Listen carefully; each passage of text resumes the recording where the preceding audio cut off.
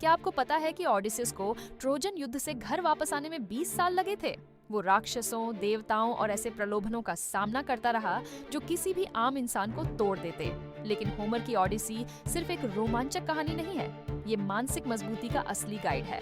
हर चुनौती जो ओडिसियस का सामना करती है, वो हमारी जिंदगी की मुश्किलों को दर्शाती है। साइरेंस हमारे विनाशकारी प्रलोभन हैं, साइक्लॉप्स वो भारी ताकत है जो हमें कुचलना चाहती है। ओडिसियस जीता कैसे? ताकत से नहीं, बल्कि कॉग्निटिव फ्लेक्सिबिलिटी से। वो अपनी रणनीति बदलता रहा, लेकिन अपना लक्ष्य कभी नहीं भूला।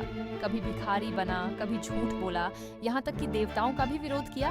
प्राचीन यूनानी जानते थे कि रेजिलियंस का मतलब हमेशा पॉजिटिव रहना नहीं है।